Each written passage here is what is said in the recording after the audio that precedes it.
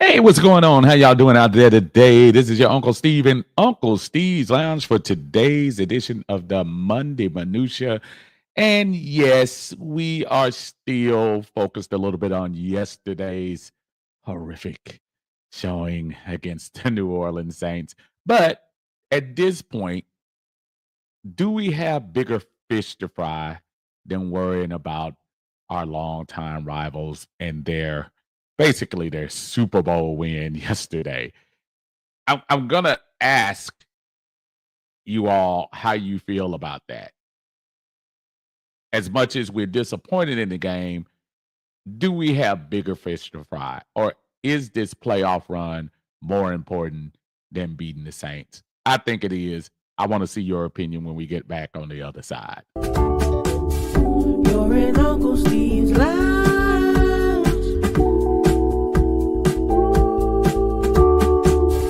You're in Uncle Steve's Lounge. Gonna sit down, have a good time. You're in Uncle Steve's Lounge.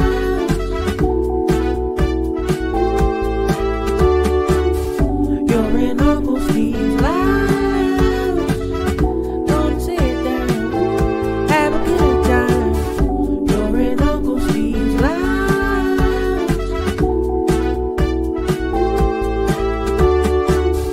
You're in Uncle Steve's Lounge. Gonna sit down, have a good time. You're in Uncle Steve's Lounge. You're in Uncle Steve's Lounge. Gonna sit down, have a good time. You're in Uncle Steve's Lounge.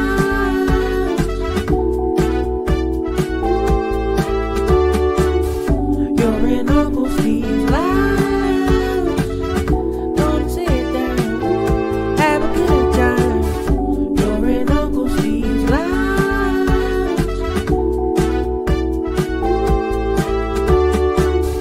You're in Uncle Steve's Lounge. Gonna sit down, have a good time. All right, what is going on? How's everyone doing on this Monday? The Monday Minutia here in Uncle Steve's Lounge. I am Uncle Steve. Thank you for joining me here. Whether you're on YouTube, whether you're on Facebook, we appreciate you all being here today. And yes, we're going to talk a little bit about what's going on with that game yesterday in New Orleans. Boy, oh boy, what a debacle we ended up having there. I know a lot of people were very disappointed, as was I. I had an opportunity to see what was going on there. Fortunate enough to make my way down to New Orleans to see the game. And yes, it was not exactly what we expected. I know the Falcons, and I was quite honestly, I was very concerned. And I was concerned when I first heard the news about Dennis Allen being fired. Uh, if you keep up with football, of course, you might have heard some rumblings about uh, players kind of giving little hidden messages, whether it be on social media, whether it be kind of, you know, inside talk about what was going on as far as Dennis Allen was concerned. That was not going to end well after that 7-game losing streak. And I said to myself, I said, so this has all the workings of a game that the Falcons should blow out this team by 2 to 3 touchdowns. And then I had to think about it. This is the New Orleans Saints. If it's any game this year that they're going to get up for, it's going to be this one.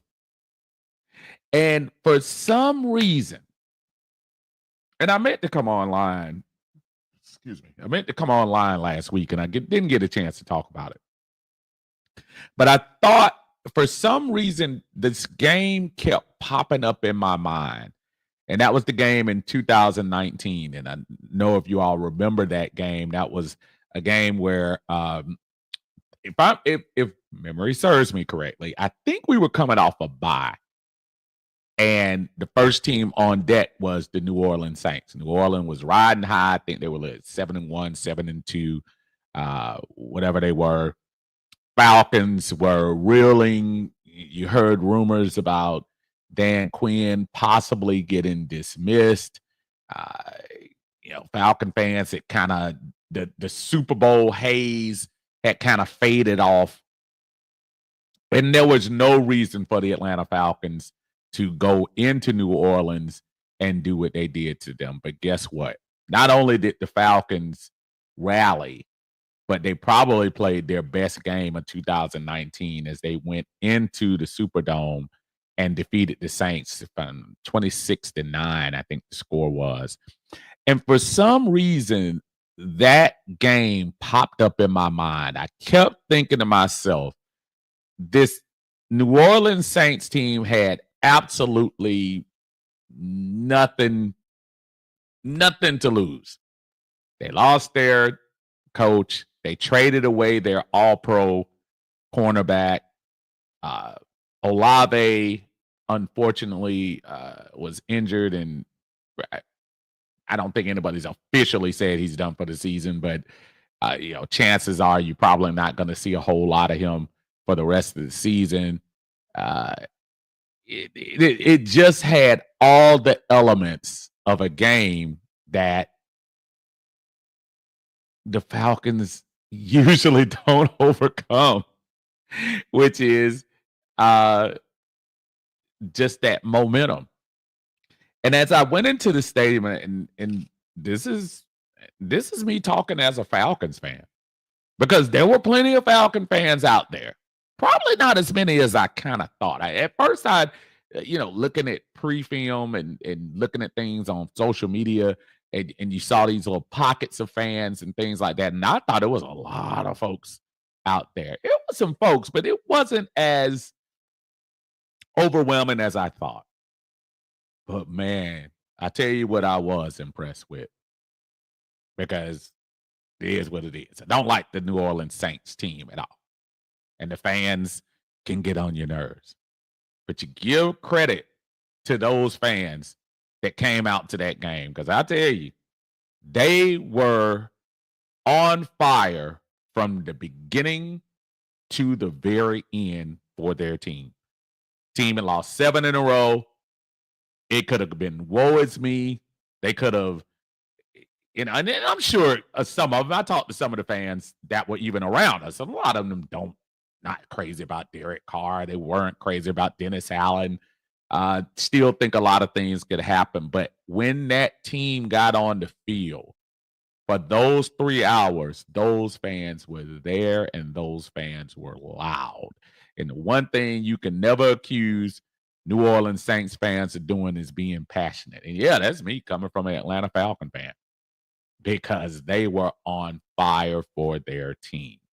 Yeah, they know it's a long shot for them to come back and get in this playoff race, or let alone the NFC South, but in the playoffs, period. But they fought, and they fought hard, and they came out with the win. I think I heard Coach Raheem talk about it several times, coming out in the beginning flat. And when you come out those first 2 offensive series, the Atlanta Falcons were flat. And they couldn't really get a lot done. And it's a story we've seen before. Most of the time I see that picture when they come out flat, and we usually don't do well. Well, this particular time, they came out flat against your arch nemesis, who was coming out to hard times. Everybody was picking against them. Everybody was saying, oh, my goodness, New Orleans came out to the 2-0 start, and look at them now. They're a horrible franchise, blah, blah, blah.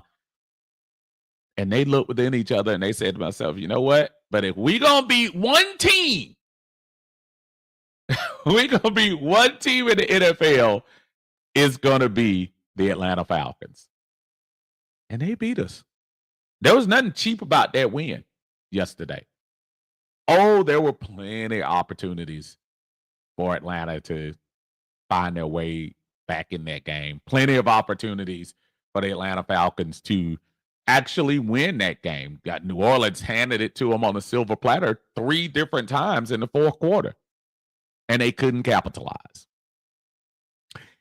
And the biggest elephant in the room, of course, the struggles of one Younghoe Koo. We can't ignore it. He had a horrible day at the office yesterday. He couldn't kick. It was very, I don't know. I guess almost like with a golf swing, there must have been something, a hitch in his technique. Because along with the block, it's just like those kicks were off. And he kicks in a dome here.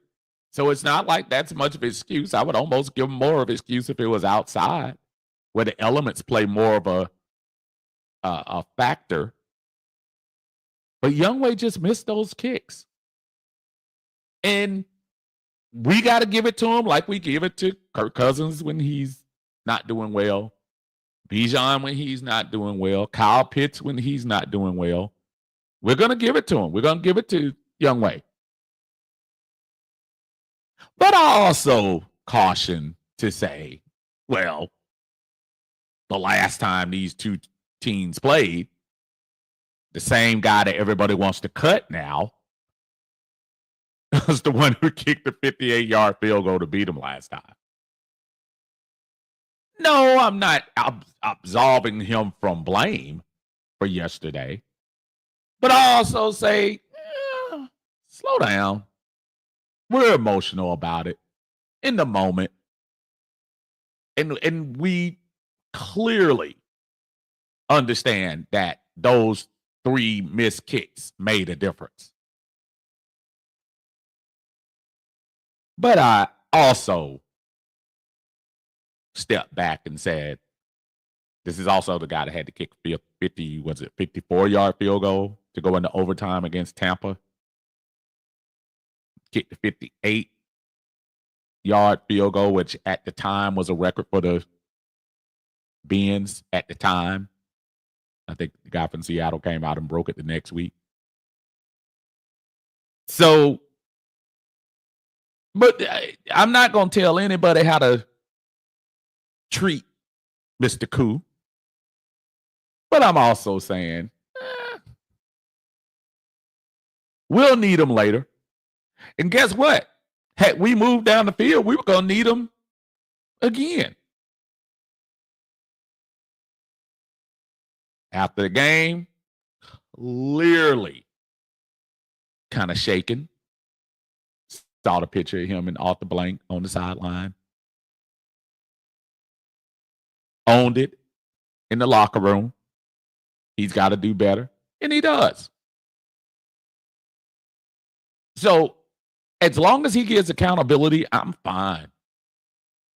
Kirk Cousins in his press conference. Hey, if we go down and score touchdowns, we don't have to worry about that. And he's right. Offense stalled plenty of times.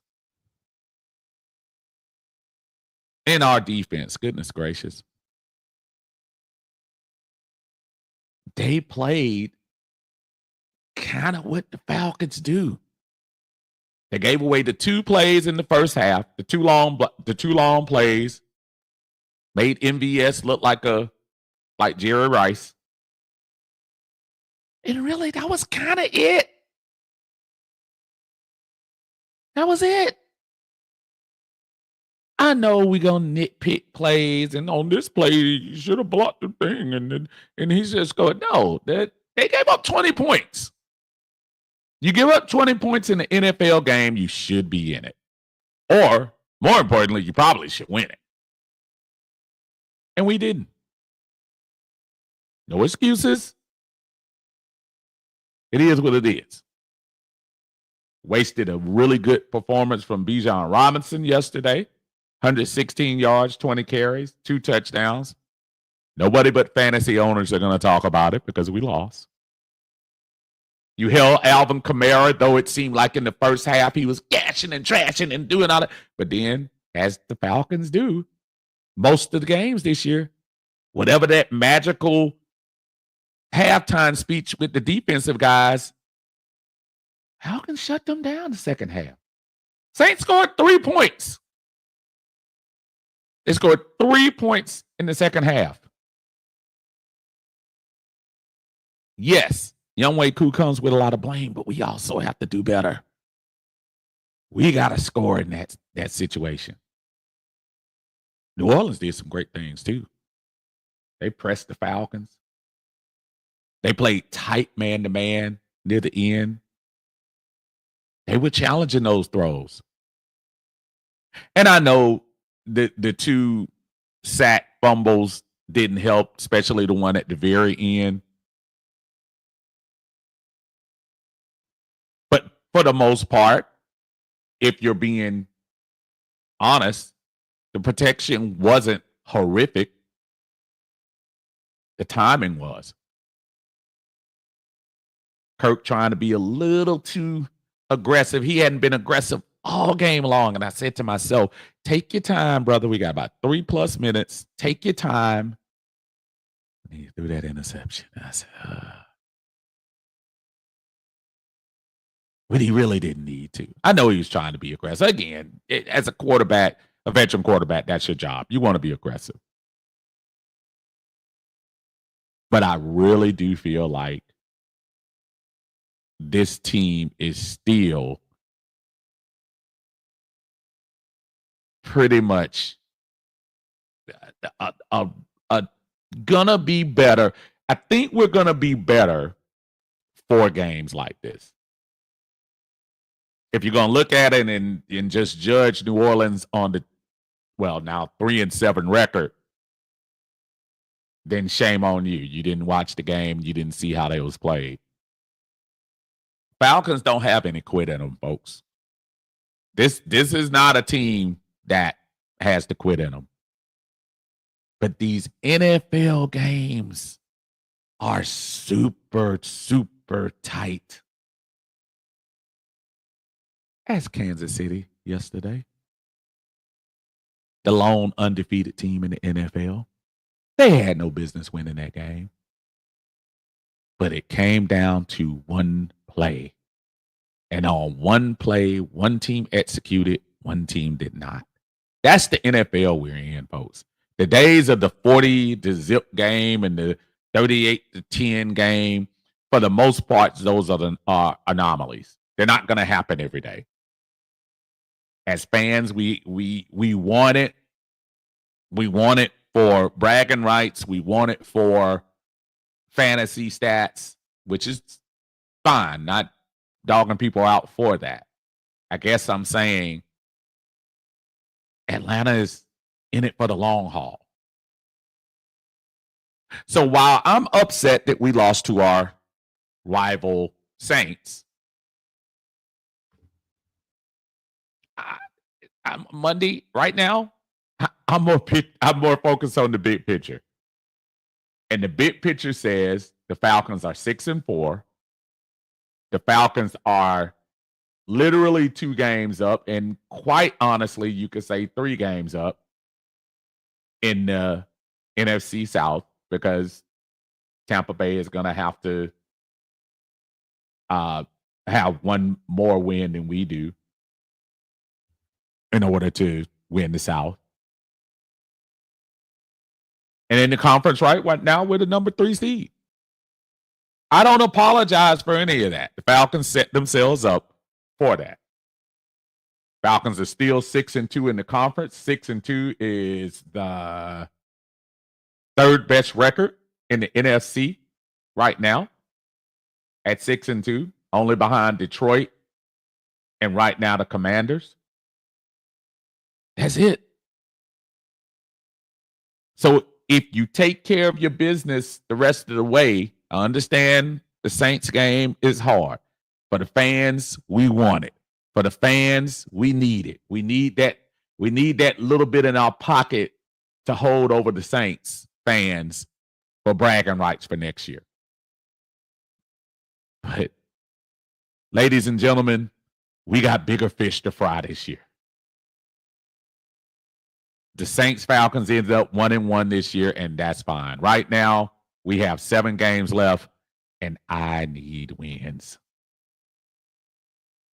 I need wins. I can't worry about the Saints celebrating yesterday. It was an awful scene. It was an awful sight, but I can't worry about it. I want to know how y'all feel and tell me if I might sound like a fool. Steve, you should know more than anybody. This rivalry means more than anything. Yeah, it does. It really does. It does. You go into the season, that's all you think about. Beat the Saints. But this year is different, folks. There's bigger fish to fry. So as you saw in the title of my stream today, big picture over the rivalry loss. Staying focused on playoff goals. And folks, every single team in the NFL has flaws. Even with their record. Did y'all see Detroit yesterday? Detroit won on a wing and a prayer. Good teams do that. Falcons are rounding into that. You have to learn how to win those games in spite of your play. Jared Goff threw 5 interceptions, and he's a winner. Not because he was great. It's because his team came back and looked at the big picture. The big picture is, I don't care that he didn't look like Joe Montana. I don't care that he wasn't Tom Brady. They won the game. The little kicker barely hit the kick inside the upright. Nobody cares about that in Detroit now.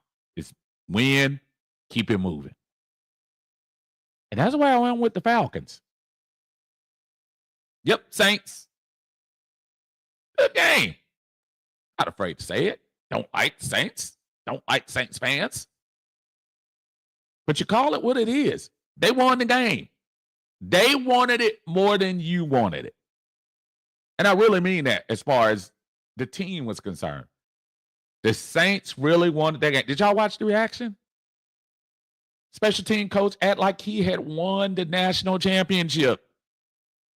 Like the Super Bowl berth had been made. But the Falcons have bigger fish to fry. Let the Saints have that. Even yesterday, leaving the stadium, I'm telling y'all, it was a junk talk fest from the Saints, but it really didn't have that oomph like it usually does. Saints fans know. Saints fans gonna mess around and lose the crab legs next week when Cleveland goes to New Orleans. Cleveland's gonna go in there and beat the Saints. Because it's not Atlanta. Saints wanted this game to show we can still win. Let's prove it against the one team we circle every year on the map. We're not going to be able to win any other game this year, but if we're going to win a game with adversity staring in our face, it's going to be the Atlanta Falcons game. And we fell for it. Derek Carr hit 2 long passes. Unfortunately, it just happened to be 2 passes that won the game. Tell me what other offensive plays Derek Carr made that made them great yesterday. I'm just saying. I'm not asking that to be facetious. I'm saying, tell me. I'm trying to pull up his numbers for the game yesterday. Derek Carr was 16 for 25, 269 yards, and the 2 touchdowns. And of course, the 2 touchdowns meant a lot. They won the game. Absolutely. That's the highlights they'll show on TV. That's the highlights they'll show on Saints broadcast when they blast the crowds and say, we beat the Falcons. Derek Carr will not be in New Orleans next year. Alvin Kamara, 7 for 17 carries, 55 yards. As I tell people all the time, Alvin Kamara, he does not have gigantic games against the Falcons. He really doesn't. He's had a couple, but he doesn't really show out against us.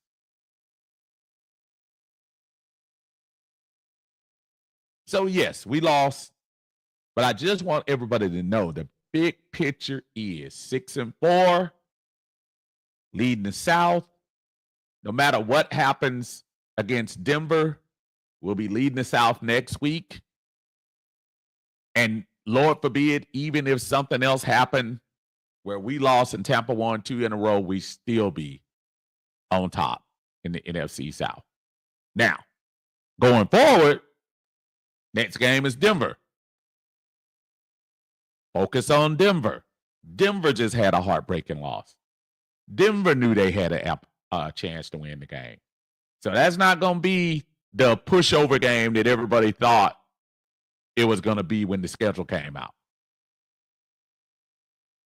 Denver it's still, for all practical purposes, they're in it too. I'm trying to look at, what are they, 4-5 now? If I'm not mistaken. Double check. No, 5-5. 5-5 Denver. So again, hard talks, but I want everybody to, let's talk about it a little bit. Let's see what the temperature is here in Uncle Steve's Lounge. Again, as y'all come in, make sure you hit the like button. Subscribe if you haven't subscribed before. If you're just popping in and say, hey, who's this guy right here? This is Uncle Steve. I'm here usually after the game, home games. If I'm home, usually about 7:30, 7 o'clock, 7:30. Monday, I come in for the Monday Minutia. Monday Minutia is the opportunity to take that deep breath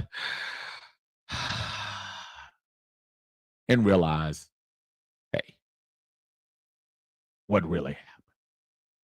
Let's start with that one, Falcon fan. What's going on, man? How you doing today? Rundown, you got a whole bunch of stuff here. I'm going to run it down real quick. They aren't what's good. It's been a while since I've been on the stream. Being a civil engineer major is no joke, but here are my 3 takeaways from the game. Folks need to give Koo a break. Sure, missing 3 field goals will infuriate your opponents, but he's still one of the best kickers in the league. Everyone has a bad game. 2, this is a trap game. I stated that on X shortly before the game, and some thought I was crazy. Divisional games are always going to be tough, but we shot ourselves in the foot final 2 minutes. And 3, we are still in first place in the division. Defense is a huge area of concern. 9 sacks through 10 games is unacceptable and won't get you anywhere in the postseason. Kurt has to hold on to the ball. Outstanding. I tell everybody, you're right about Kurt and that ball protection. Those are 2 plays, especially the one. We could have lived with a sack, but the sack where the ball goes 20 yards backwards is just ridiculous. And you had to burn your time out. You almost, you got to be better in that situation. But he's right. You got to improve this sack. This sack thing has got to get better. Got to.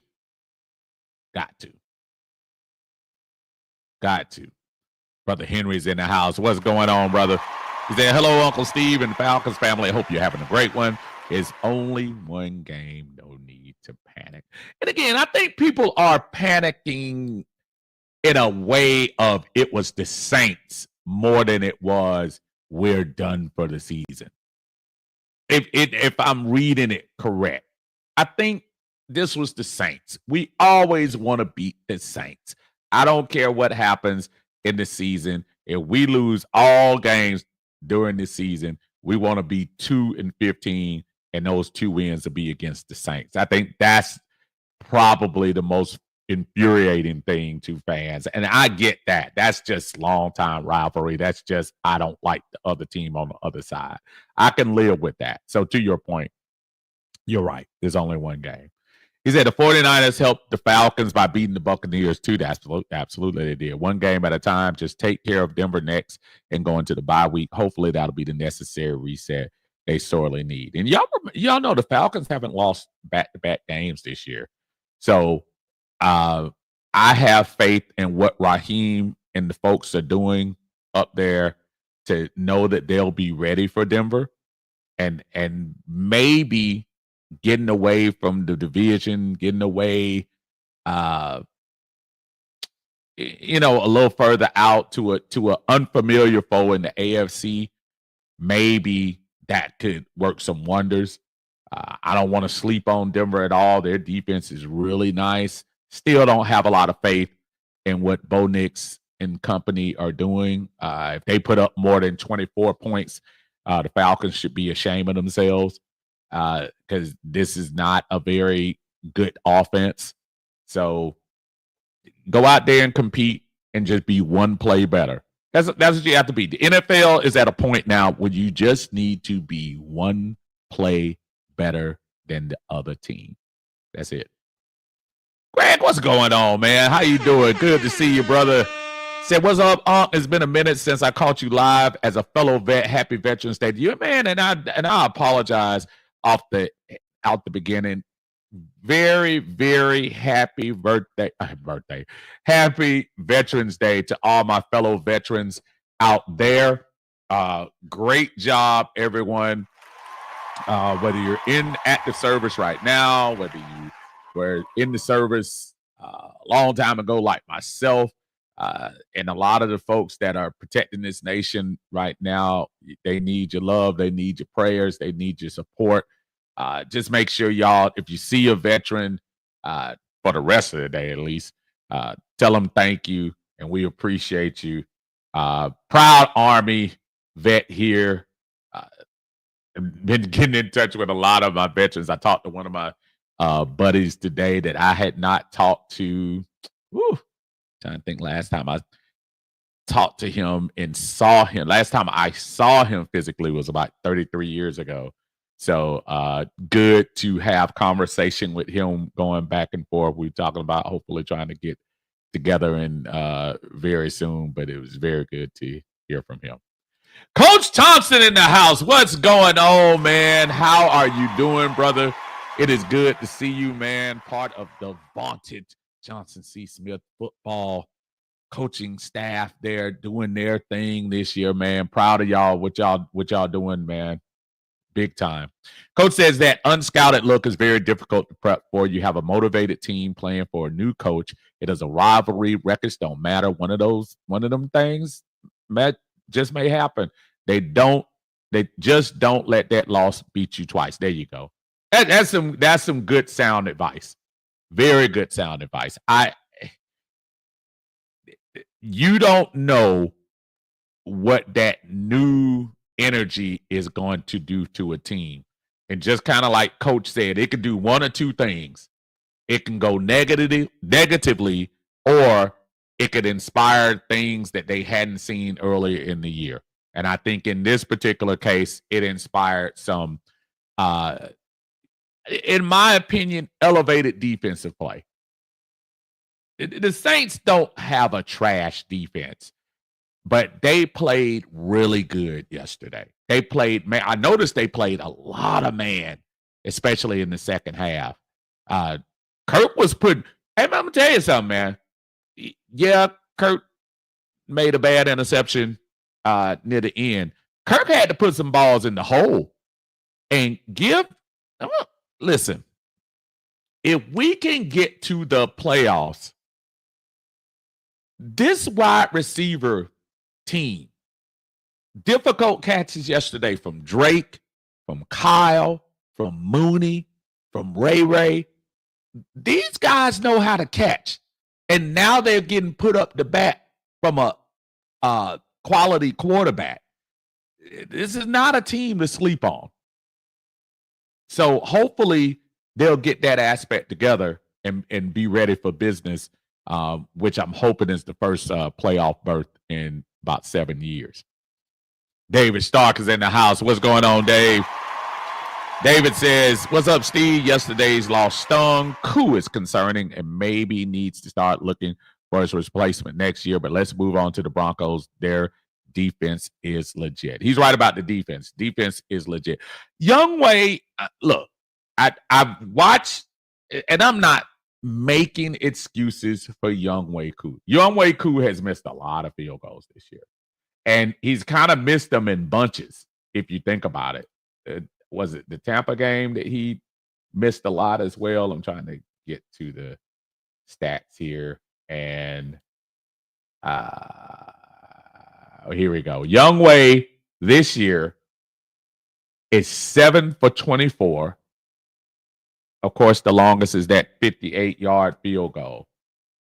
From 50 yards out, he's actually 5 for 8. But the sweet spot, that's the one that has bothered me this year. He's missed 3 out of 6 from 40 to 49. Those are the ones you got to have. And of course, 4 for 4 within the 20s. He's only missed 1 field goal between 30 and 39.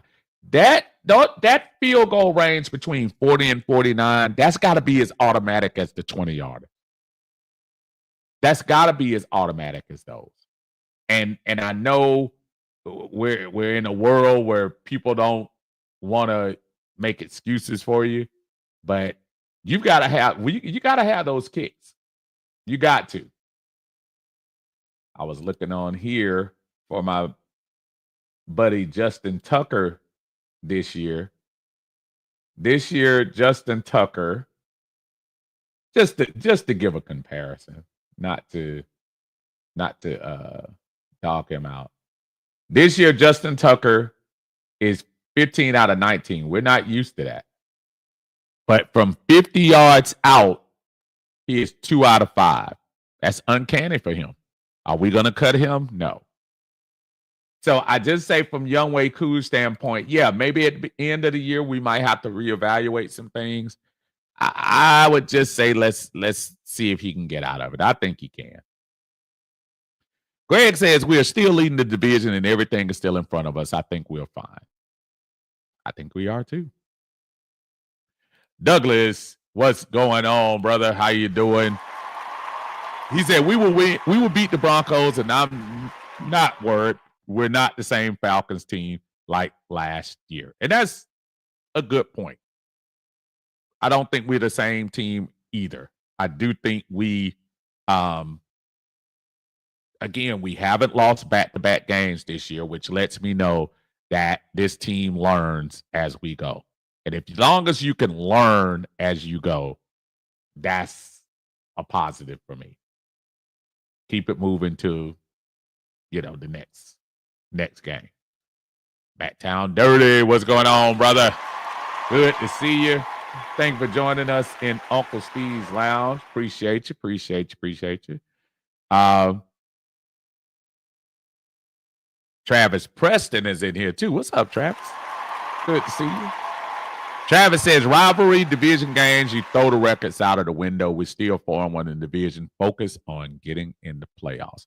Travis, that's the message that I'm really trying to get. And I know nobody's trying to tell anyone don't be upset about the loss. No one's trying to tell you don't be mad that we're not getting sacks. No one's telling you don't get upset at Koo for missing the field goals. I'm not saying any of those things. All of those are valid emotions, especially in the moment. I was upset in the moment as well. But big picture is the Falcons are 6-4. The Falcons are 2 games clear of the NFC South. And more importantly, something we haven't heard this early in a long time.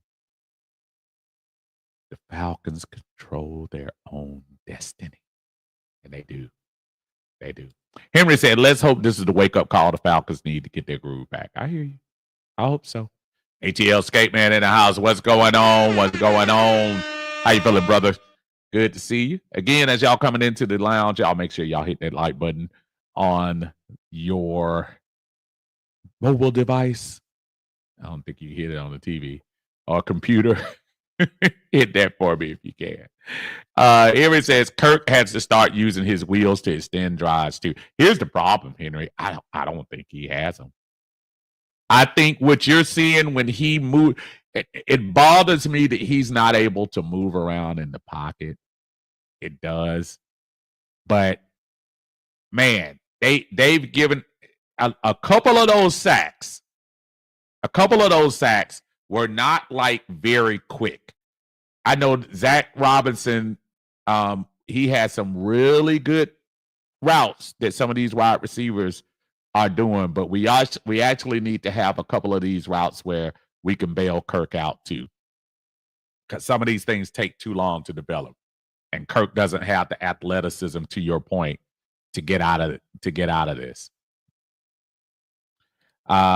David said Koo was a problem yesterday, but he wasn't the only one. This high-power offense only putting up 17 points is unacceptable, and Robinson was calling plays like he was trying to get Kirk the MVP. Yeah, that absolutely. And was it just me, or they were trying to force Mooney too early?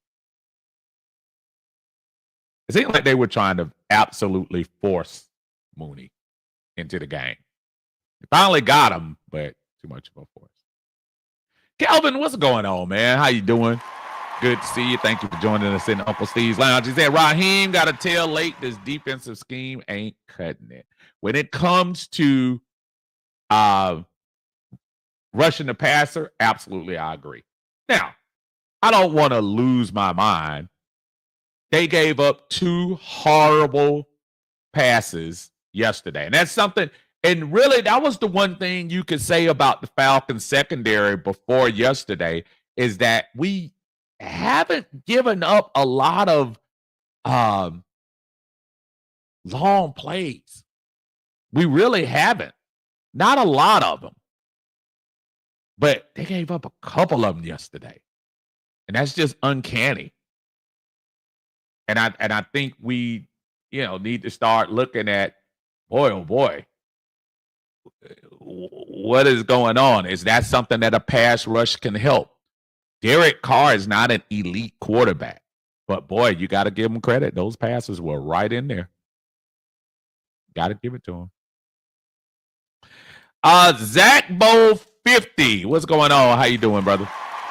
He said absolutely pathetic. Playoffs, and I'm guessing he's doing his Jim Mora imitation. Boy, stop. Well, I mean, Zach, I don't know what you want me to say. I mean, the record is the record, my friend. I don't know what you're looking at, but right now the Atlanta Falcons are actually the 3rd best team in the NFC. And if you want to take one game and get super emotional and say what the Falcons aren't going to do, more power to you. I'm just looking at what's going on. And what's going on right now is, despite the loss, the Falcons are still one of the best teams in the NFC, which probably points to the fact that things are just, as I've been saying for these last 3-4 weeks, the NFC is up for grabs. And even as you saw a Detroit team yesterday, for all practical purposes, probably should have lost. No team is head and shoulders above the rest. Detroit is nice, but are you willing to put your money on Detroit? I think I put my money on them being a playoff team. But I just don't see 10 games in, Detroit is probably showing that they're the most balanced team in the NFC. I agree with that. But in the playoffs, Detroit hasn't shown it. They won 1 game last year. They won 1. Well, no, I'll take that back. Actually, they won 2. They won 2 games last year in the playoffs. Let's not act like they've arrived. Let's see how this thing plays out. We got a long way to go, man. But Zach, yes. I mean, I don't know what you've been looking at. maybe this is a comment from 2023 or something. Douglas said, right, Henry, we need that prime Kirk to go crazy. Yep. Cuz in the house. What's going on, cuz? How you feeling, brother? Say happy Veterans Day, cuz I'm very proud of you. Keep up the amazing work in life and on this podcast. To To God be all the glory. You are correct, my friend. Absolutely. Congratulations to I say congratulate. I keep congratulating veterans like it's like they won an award. They are we are all proud members, including my cousin, of the armed forces, and we just celebrate everyone today. I mean, like they won a Grammy or something like that.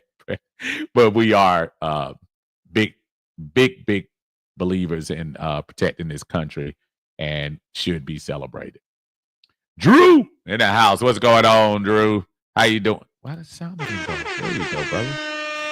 He said, I'm still optimistic, but Atlanta has to put this loss behind them. I worry if we don't at least get one or two W's against the Broncos, Chargers, Vikings, or Commanders, the Bucs will catch up. It's a fair point because if, as Drew mentioned, the Bucs have a pretty decent schedule coming at them. After Frisco, the common opponents we both still have the Raiders, we both still have the Chargers, and we both still have the Panthers. The two games that they have that we don't, they have the Cowboys, and then they have the Saints at home. So, and matter of fact, their home schedule is actually pretty. Let me see. Oh, yeah. So their home, they have a really nice schedule. They have one non-losing team on the schedule left, and I need to double check that. Are the Chargers still over 500? Hold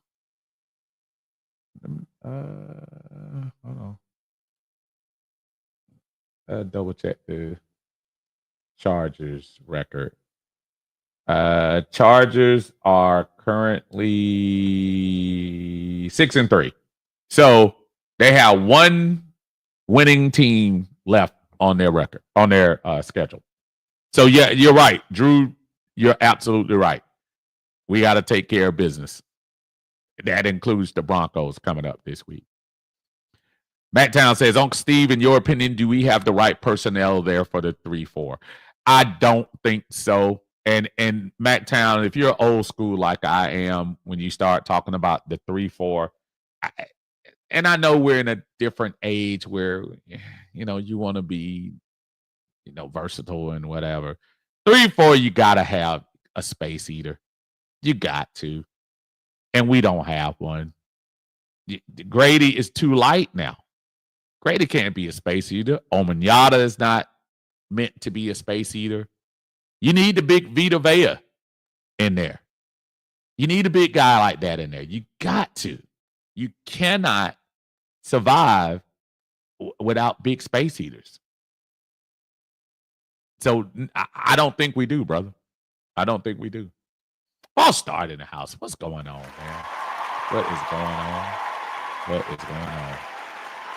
Hey, what's going on? Well, you got a super chat in the house. Our brother T. Walker trying to light things up for us today. Super chat with super chat with super chat with super chat. I appreciate you, brother. Thank you, brother. Appreciate the support as always. T. Walker in the house. He says, how do I go watching the Cowboys fan leave the stadium sad in Atlanta to watching this game from Orlando? I don't trust these college coordinators. Thank you for your service. Thank you, brother. I appreciate it, man. Thank you so much. You are the man. Look, man. It's a tough deal. And thank everybody. I don't know how this happened, but T, I'm glad you brought this up. I had that video shared over 500 times the video I made from the end of the Dallas Cowboys game when I was doing my quote unquote on the spot interviews with folks on there. So I appreciate the love and I appreciate everyone that shared that video out with me. But yeah, I'm kind of with you, man. I don't trust college coordinators and you know, we got to do better. We got to do better, T. We've got to do better. No doubt. Appreciate you again, my brother. Thank you for the support, man. It means the world, man. I appreciate that. Charles B in the house. What's going on, Charles? He said, hello, I'm concerned about the Falcons playing in that thin air in Denver. Will this be a problem?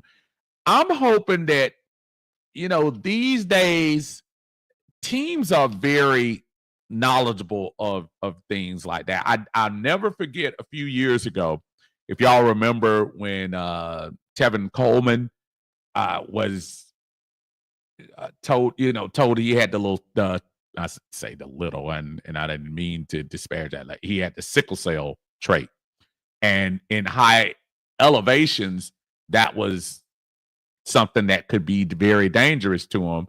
And at that time, it was the beginning of the season. Falcons were doing some things offensively, and we were a little concerned about how he would react. And then it turned out Tevin Coleman had one of the biggest games of the year that year when we defeated Denver en route to the Super Bowl that season. I just feel like I think they prepare them better these days, Charles. It is a concern, but hopefully those who are earmarked with issues with that will be taken care of, and they'll kind of prepare them a lot more for that kind of climate. David says, yes, he was forcing Mooney the ball. First 15 scripted plays were terrible. We should be running the ball to get those CB's eyes in the backfield so we can get play action going when they lose wide receivers. Absolutely. I agree with you 100%. Dexter Owens is here. What's going on, Dex? He said, this defense is terrible. I'm sorry, this defense is garbage. Played too good second half, though. I thought by now our defense will be better. Why don't we run those screen passes on offense when teams pinning their ears back, screen them? Two very good points. I'm look, big plays can make your team look bad. Those two passes made the defense look horrible. I can't completely say garbage. Now, if you say the pass rush is suspect, I'll agree with you. Pass rush needs some help. I can't wholeheartedly give you the defense is completely garbage. Not when you stop a team, a team that did that to you in the first half and scored 3 points the rest of the game. Your offense has gotta at some point back you up. Antonio James, what's going on? What's going on? He said, what's up, The defense wasn't the problem yesterday. We gave up 3 points in the second half. I agree. It's just one of those games, but Youngway gotta tighten up. And no argument with that whatsoever. And I think Youngway will be the first, second, and third person to tell you he's got to tighten that up. You cannot miss 3 field goals in today's NFL games when NFL games are play to play. We're not, this is not the 80s football anymore. This is not, this is an era that the great Pete Rozelle would love, because parity at the top of the NFC is, we are literally one play from, think about the Falcons this year, the wins and the losses. And now I don't talk about the wins, let's talk about the losses. The Pittsburgh game, three turnovers, and that would have resulted in 3 less field goals for that game. So who knows how that would have turned out. You look at the Kansas City game. He had a few moments in there, but a couple of plays could have won that game for you there. Seattle is probably the only game this year that I can really say that the Falcons didn't put their best foot forward. The only reason I give them a break this time because it's not like they stopped when the Saints came out and scored the first 10. It's not like the Falcons gave up. You know, they just couldn't execute. They were trying. Koo was trying to kick it, but he didn't. And that's a different thing than not making the play. Let's see what we got here. Henry says the Saints did what they were supposed to do. They defended their home field. Got to take it to Sean Payton next. You do. You know Sean. Sean don't want nothing but misery for the Falcons. Y'all should know that, right? Y'all should know that. Hold on 1 second.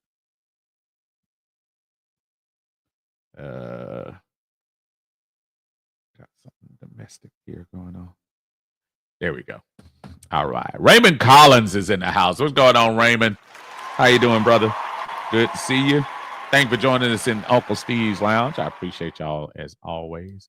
Kenzel, what is up, my brother? Good to see you, man. He said, what's up, Steve? Even though we lost and our defense having a hard time getting key stops, we're still playing better than we played the last 3 years. I agree. I believe in Raheem, and he will get this train back in the right track with the players on this roster. I think he will, too. I don't think by any means that this game was a season-ending oh no, the sky is falling type thing. But it was something where you say, okay, well, we gotta, you gotta do your thing. You gotta do your thing. And we didn't do our thing yesterday. We let an inferior team beat us, and you gotta take your lumps and move on to Denver. You got to. Kelvin says it too. Said, let's just go to Denver and get it done. Let's not forget the boat race, the Bucks. It might be an important tiebreaker. Absolutely. Absolutely. And like I said, by all practical terms, we are basically 2.5 games over the Bucks. The Bucks have to be 1 game over us to win. So we would have to lose 3 games, and the Bucks would have to win 3 games in order for them to get in first place. Let's not let that happen. Global One Vision is in the house. What's going on? He said, we were deep in there. And look, Falcons fans were there. Don't get me wrong. But there were only a couple of times where we got to kind of express ourselves because we never got that opportunity. Give the Saints fans credit, and the Saints team, obviously, for putting us in positions where we weren't able to really express our. The only time we were probably able to kind of let out some energy was Bijan's touchdown and that first touchdown where we finally where he scored on the 1-yard line, but that one with the long touchdown, that was kind of a little bit of a release where you kind of heard the Falcon fans in the house. But other than that, give the Saints credit. Give them credit. They kept their foot on us. They never lost the lead. They had the lead the whole game. And you can't play behind, and you can't play from behind and let an inferior team think they have a chance. And we did that yesterday. We let an inferior team think that they were better. So, yeah. So that's just bad business as far as I'm concerned. Oh man. GA fan, ATL GA faithful in the house. What is going on, my brother? Douglas in the house. He said caught alive. Pretty pathetic performance, energy wise, in my opinion. Yeah. I mean, but you got to get something to get energy about. Y'all make sure y'all check my brother out on his YouTube channel. Take care of him like he always takes care of us here in Uncle Steve's Lounge. We appreciate it, brother. Yeah, man. But in order for us to have energy, the team is going to have to give us something to have energy about. That's how it goes. And it goes back to the Bens too. We only have a couple of games. We only have 3 home games left. You got the Chargers, the Giants, and the Panthers. 3 out of the last 7.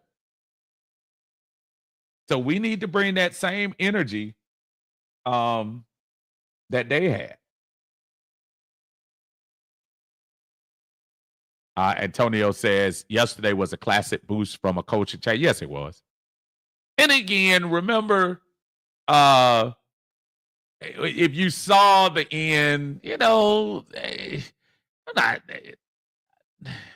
moral victories are, and it was a victory, but it was like a yay, good for the little special teams coach. Oh, y'all remember when Mike Vick got in this trouble? For some of you who remember those days, and everybody was happy for the guy, Emmett Thomas, who got his opportunity to coach those last couple of games, and everybody was just like happy for him, even though we had a pathetic record and we knew we were going to have a top 3 pick and all of that. It was just still very much a let's win one for this guy because he might not have another opportunity to coach in the NFL again. And I think that's the energy that you got from that particular game yesterday from the New Orleans coach. Barstart says the Stanks winning is actually good. Let them and the Pampers keep winning so Cam Ward and Shador and Travis won't be in reach. That's a good point. Because you know what? The last thing I want is Shador Sanders in New Orleans. I don't think you have to worry about the Panthers. I don't think they want Shador anywhere near the Carolina Panthers, in my opinion. I don't think they will. Tip in the house. What's going on, Tip? How you feeling? Y'all make sure y'all check A1 Forever out. He's on his own channel as well as joining Smooth Smitty and Berto and the fellas on Smitty's the 95 Sports Machine. He said, what's good, family? We got to tighten up, learn from this, and be better. Excuse me. True words, my friend. True words. True words. Henry says, do you think it'll be wild to have Judon clog up the middle and send Anderson and Lamon to the sides? I think they have the speed to burn the opposing guards. Worth the try once in a while. I'm not sure about Lamon as much on the outside, in my opinion. Look, at this point, you try anything. Troy, Troy is so up and down, man. Sometimes he's just up and down, and the one play that kind of defined it for me yesterday when Alvin Kamara took that angle against him, and for what we brought Troy in here for speed, and boy, Kamara made him look bad on a couple of occasions. Now they tightened up in the second half, but boy, he made him look bad on a couple of times this year. But I don't know. Look, Henry, I'm down for trying anything to get this stuff going. I really am, but I really don't have my finger on the pulse. And it'll be interesting to see next year if this success goes on for the Falcons and we get to the playoffs and things don't work out for us. Do you look for a move? I mean, Jimmy Lake has the bend don't break is okay sometimes, but yeah, y'all got to get a pass rush in here. Maybe we need to get Chuck Smith back in here and see what he can do. Augusta Gators in the house, man. What's going on, man? Good to see you. Augusta says, I remember that Seattle game that year. Yes, sir. Yes, sir. 2007. But see, Gator, I know you know, because you go deep. Me and you've had this conversation with me on here before. Yeah, that was and don't and I think for people that don't realize what he's saying is don't underestimate the what let's win one for X player or X coach. And that's what that is. That what we were talking about in 2007. Of course, the stuff Mike Vick came down. Bobby Petrino left us like the slug that he was. And Emmett Thomas was the guy that everybody kind of turned to and said, hey, bro, we know it's probably not a good chance you're going to be the head coach, but just rally us to a win in these last couple of games. And he did. And give him a lot of credit. He would always go down as one of the good guys, especially for this Falcon franchise. Just never forgetting that moment that he had then. Folks, I want to wrap up at 8:00 as I kind of figured I would. Look, I know it was a hard loss. I know we want to beat the Saints every time we play them. But you know what? This is 2024. We haven't won in 7 years. We got to keep our eyes on the prize. Right now, NFC, we're 6-4. We're the third seed as it goes, and it's not too early to start talking about that. It's only 7 games left. We're the third seed in the NFC. You want to control your own destiny. It would have been nice to win yesterday because had they won yesterday, they would have been the number 2 seed. And what that means is, guess what, folks? If you win in the playoffs twice, you get 2 home games. So that's the difference between 1 and 2. Right now, if you're the Falcons, you want to concentrate on getting to that Atlanta-Washington matchup later on at the end of the year. Because you could technically be fighting for the number 2 position in the NFC. Atlanta would have won that game yesterday. They would have been 7-1. Commanders would have been 5-1 in the NFC, and the Falcons would be the number 2 seed. But that didn't happen. So, hey, we gotta tip our hat to New Orleans and move on to what we're doing. Antoine, Wartime, what's going on, brother? He said, what's good, and Falcons family? Which team has swept everybody in the AFC? And I'm sorry, which team has swept everybody in the NFC South Division? Look, we hadn't swept everybody, but we sure beat everybody in the division. Nobody's gonna come away unscathed, unfortunately. But I think we've already pretty much clinched the best record in the division, if I'm not mistaken. But right now, we got bigger fish to fry. Let's move on to Denver, do our thing, and take these boys out. Again, this is your Uncle Steve here in Uncle Steve's Lounge. I'll definitely be in the house next week after the Denver game to sit with y'all and talk after the game and see how that one will turn out. We really need that win going into the bye. I think it's just a good momentum boost to get things rolling in the right direction. But Younghoe Koo, shake it off. Offense for the Falcons, shake it off. Defense, I don't need to shake it off. I need y'all to shake some of these quarterbacks down. We appreciate all of y'all joining us here in the Uncle Steve's Lounge. Make sure y'all hit that like button for me. Y'all tell everybody about the show. We will holler at y'all later on. Appreciate it. Peace. And y'all take care. You're in Uncle Steve's Lounge.